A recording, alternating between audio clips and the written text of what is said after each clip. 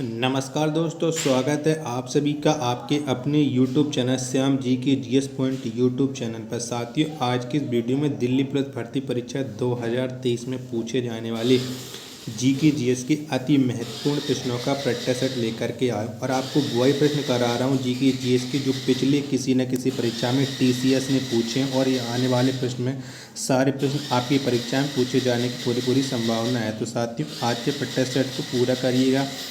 Practice set को पूरा करने के बाद आपको अपना स्कोर कमेंट बॉक्स में शेयर करना और बताना कि आपने हमारे टॉप प्रश्नों में से कितने प्रश्न सही किए। जैसे कि आप लोग जानते हैं कि दिल्ली पुलिस भर्ती परीक्षा में जीके जीएस के 50 प्रश्न पूछे जाने वाले हैं। सभी अभ्यर्थियों का टारगेट है कि 50 प्रश्नों में से कम 40 से 45 स्कोर हर हाल में घर पे आए। तो ये स्कोर तभी संभव होगा जब आप जीके जीएस की लगातार प्रैक्टिस सेट करते रहोगे और प्रैक्टिस सेट करने के बाद सभी अभ्यर्थियों को पता चल पाता है कि उनकी तैयारी कैसी चल रही है। तो साथियों, आज के प्रैक्टिस सेट को पूरा करिएगा। प्रैक्टिस सेट को पूरा करने के बाद इसे आप अपने सभी साथियों तक शेयर कर दीजिएगा जो भी दिल्ली पुलिस भर्ती परीक्षा 2023 की तैयारी कर रहा है और इसमें अच्छा स्कोर करके आना चाहता है। साथियों, प्रैक्टिस सेट पसंद आए तो वीडियो को लाइक, कमेंट और चैनल को सब्सक्राइब करना ना भूलें। तो चलिए शुरू करते हैं आज का अपना प्रैक्टिस सेट। तो प्रश्न नंबर पहला है आपके सामने कि गंगा का उल्लेख किस वेद में मात्र एक बार किया गया है। तो कौन से वेद में उल्लेख किया गया गंगा का? तो गंगा का उल्लेख किया गया है ऋग्वेद में एक बार बस। ऑप्शन नंबर ए इसका राइट आंसर हो जाएगा। प्रश्न नंबर दूसरा है आपके सामने कि भारत छोड़ो आंदोलन के समय कांग्रेस के अध्यक्ष कौन थे। बताइएगा, समय कौन अध्यक्ष थे कांग्रेस के?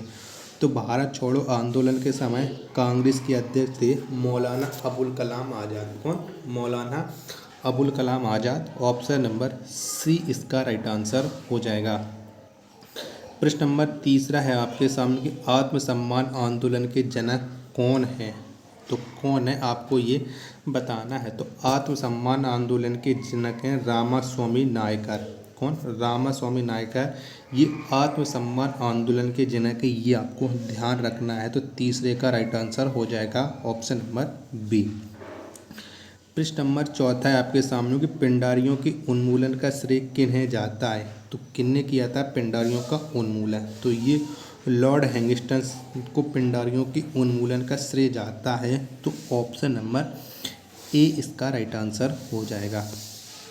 प्रश्न नंबर 5 है आपके सामने कि भक्ति आंदोलन के जन्मदाता कौन थे। तो किसे माना जाता है भक्ति आंदोलन का जन्मदाता? अगर मैं 2 बार क्वेश्चन रिपीट करता हूँ तो 2 बार अलग तरीके से बताता हूँ कि कौन क्वेश्चन किस तरह से पूछा जा सकता है। तो भक्ति आंदोलन के जन्मदाता थे रामानुजाचार्य। कौन? रामानुजाचार्य। ऑप्शन नंबर बी इसका राइट आंसर हो जाएगा। प्रश्न नंबर 6 है आपके सामने कि भारत की सीमा सबसे ज़्यादा किस देश में लगी, यानी किस देश के साथ भारत की सबसे ज़्यादा अंतर्राष्ट्रीय सीमा है। तो वो बांग्लादेश के साथ सबसे ज़्यादा अंतर्राष्ट्रीय सीमा है। ऑप्शन नंबर डी इसका राइट आंसर हो जाएगा। प्रश्न नंबर 7 है आपके सामने कि निकोबार की सबसे ऊंची चोटी कौन है। तो कौन है? तो निकोबार की सबसे ऊंची चोटी है माउंट धूलियर। कौन? माउंट धूलियर है। ऑप्शन नंबर सी इसका राइट आंसर हो जाएगा। प्रश्न नंबर 8 है आपके सामने कि मदुरई किस नदी के किनारे स्थित है। कौन सी नदी के किनारे स्थित है मदुरई शहर? तो ये है बैगई नदी के किनारे। किसके? बैगई नदी के किनारे। ऑप्शन नंबर ए इसका राइट आंसर हो जाएगा। प्रश्न नंबर 9 है आपके सामने कि भारत में काली मिर्च की खेती सर्वाधिक कहाँ होती है। तो कौन से राज्य में सबसे अधिक काली मिर्च की खेती होती है, ये आपको बताना है। तो कौन सा राज्य है? तो केरल वो राज्य है जहाँ पर काली मिर्च की खेती सबसे अधिक होती है। ऑप्शन नंबर डी इसका राइट आंसर हो जाएगा। प्रश्न नंबर 10 है आपके सामने कि भारत में लाल मिर्च की खेती सर्वाधिक होती है। तो कौन से राज्य में होती है सबसे अधिक लाल मिर्च की खेती? तो ये होती है आंध्र प्रदेश राज्य में लाल मिर्च की खेती सबसे अधिक। ऑप्शन नंबर सी इसका राइट आंसर हो जाएगा। प्रश्न नंबर 11 है आपके सामने कि दुलहस्ती परियोजना भारत के किस राज्य में स्थित है। तो कौन से राज्य में है? तो जो दुलहस्ती परियोजना है ये है भारत के जम्मू कश्मीर राज्य में। कहाँ पर? जम्मू कश्मीर में है। दुलहस्ती परियोजना। ऑप्शन नंबर ए इसका राइट आंसर हो जाएगा। प्रश्न नंबर 12 है आपके सामने कि राष्ट्रीय एटलस तथा विषयक मानचित्र संगठन कहाँ स्थित है। तो कहाँ पर स्थित है? तो राष्ट्रीय एटलस तथा विषयक मानचित्र संगठन ये स्थित है कोलकाता में। कहाँ पर? कोलकाता में है। ऑप्शन नंबर सी इसका राइट आंसर हो जाएगा। प्रश्न नंबर 13 है आपके सामने कि भारत में वन महोत्सव कब से प्रारंभ हुआ। तो कब प्रारंभ हुआ था? तो भारत में वन महोत्सव ये प्रारंभ हुआ था 1992। कब? 1992 में। ऑप्शन नंबर सी इसका राइट आंसर हो जाएगा। प्रश्न नंबर 14 है आपके सामने कि 10 लाख हाथियों की भूमि के उपनाम से जाना जाता है। तो किसे जाना जाता है? तो 10 लाख हाथियों की भूमि के उपनाम से जाना जाता है लाओस। किसे? लाओस को जाना जाता है। ऑप्शन नंबर ए इसका राइट आंसर हो जाएगा। प्रश्न नंबर 15 है आपके सामने कि वेल्थ ऑफ नेशन पुस्तक के लेखक कौन हैं। तो इस पुस्तक के लेखक बताइएगा। तो वेल्थ ऑफ नेशन ये पुस्तक है और इसके लेखक हैं एडम स्मिथ। कौन है? एडम स्मिथ है। ऑप्शन नंबर बी इसका राइट आंसर हो जाएगा। साथियों, अगर ये प्रैक्टिस सेट आपको पसंद आ रहा है तो वीडियो को लाइक कर दीजिएगा, कमेंट करिएगा और चैनल को सब्सक्राइब करना ना भूलें। प्रश्न नंबर 16 है आपके सामने कि सौरमंडल की खोज किसने की थी। तो किसके द्वारा की गई थी सौरमंडल की खोज? तो ये की थी कोपरनिकस ने। किसने? कोपरनिकस ने सौरमंडल की खोज की थी। ऑप्शन नंबर सी इसका राइट आंसर हो जाएगा। प्रश्न नंबर 17 है आपके सामने कि ग्रहों की गति के नियम का प्रतिपादन किसने किया। तो किसने किया था? तो ग्रहों के गति के नियम का प्रतिपादन किया था केपलर ने। किसने? केपलर ने किया था। ऑप्शन नंबर ए इसका राइट आंसर हो जाएगा। प्रश्न नंबर 18 है आपके सामने कि सी ऑफ ट्रैंक्विलिटी कहाँ इस पर स्थित है। तो कहाँ पर है? तो जो सी ऑफ ट्रैंक्विलिटी है ये स्थित है चंद्रमा पर। कहाँ पर? चंद्रमा पर है। ऑप्शन नंबर सी इसका राइट आंसर हो जाएगा। प्रश्न नंबर 19 है आपके सामने कि चीन का मैनचेस्टर किसे कहा जाता है। तो किसको कहा जाता है चीन का मैनचेस्टर? तो चीन का मैनचेस्टर हम कहते हैं संघाई को। किसे?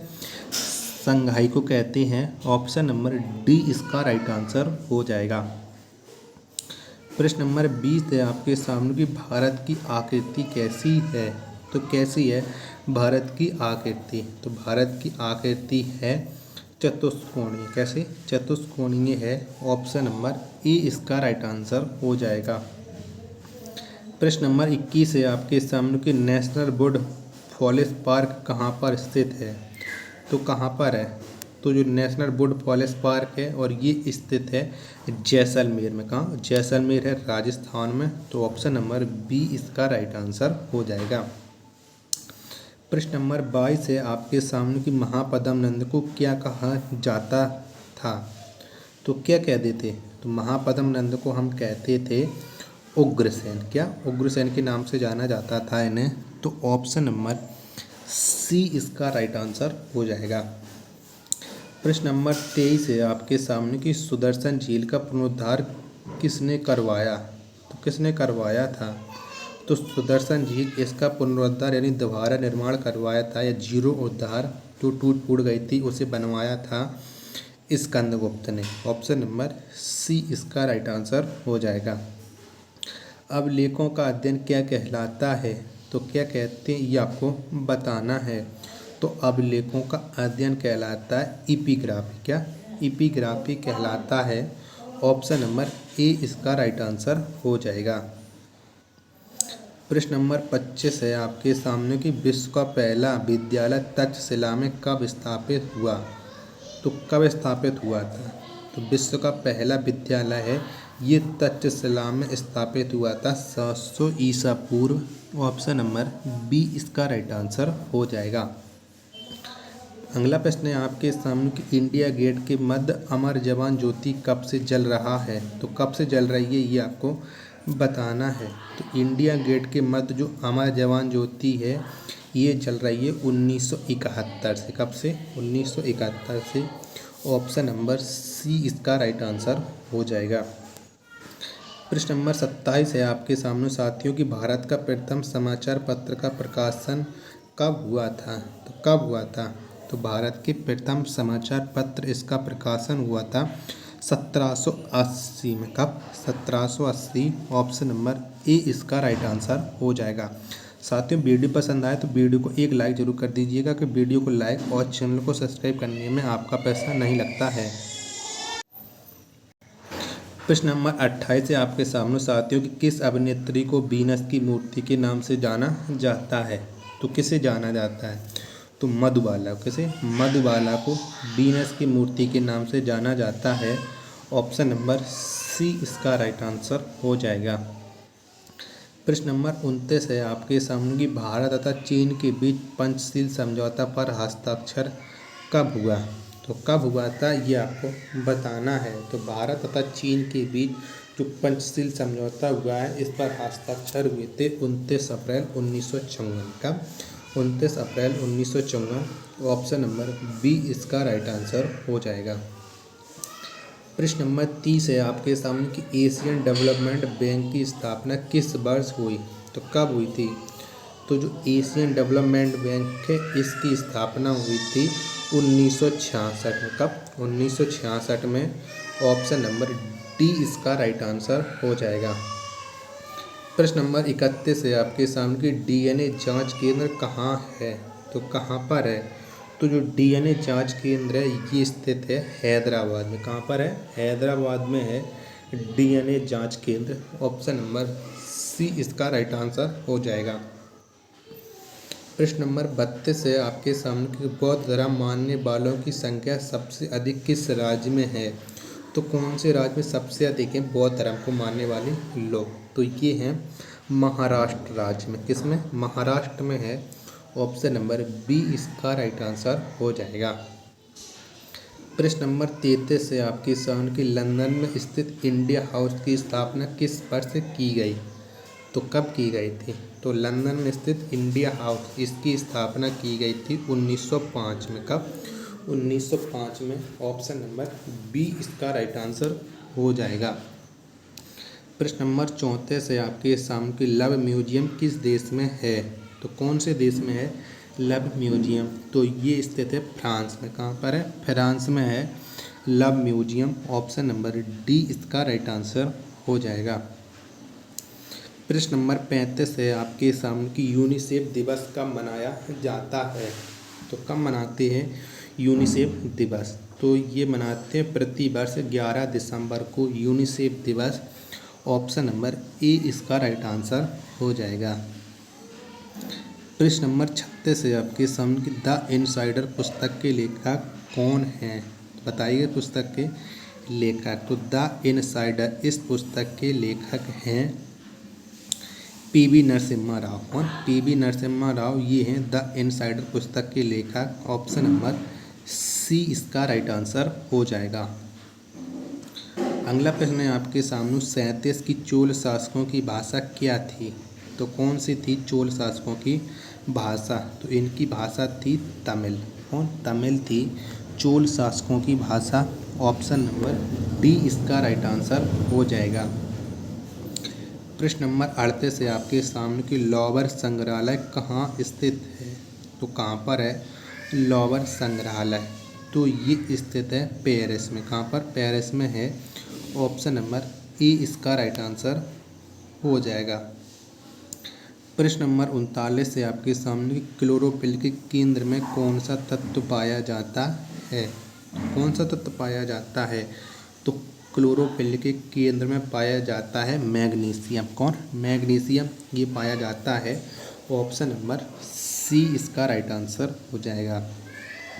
अगला प्रश्न है साथियों और आज का ये लास्ट प्रश्न है आज के प्रैक्टिस सेट का कि स्वतंत्रता प्राप्ति के बाद भारत में औद्योगिक नीति का प्रस्ताव पहली बार कब पारित किया गया? तो कब पारित किया गया था ये आपको बताना है। तो स्वतंत्रता प्राप्ति के बाद भारत में औद्योगिक नीति का प्रस्ताव पहली बार ये 1948 में पारित किया गया था। ऑप्शन नंबर ए इसका राइट आंसर हो जाएगा। तो साथियों अगर आपको ये प्रैक्टिस सेट पसंद आया हो तो वीडियो को आप एक लाइक कर दीजिएगा। चैनल को अभी तक आपने सब्सक्राइब नहीं किया होगा तो प्लीज़ चैनल को सब्सक्राइब करके वीडियो में कमेंट करके अपनी राय देना ना भूलें। मिलते हैं अपन नेक्स्ट वीडियो में, तब तक के लिए धन्यवाद। जय हिंद मेरे प्यारे दिल्ली के सब्सक्राइब हो।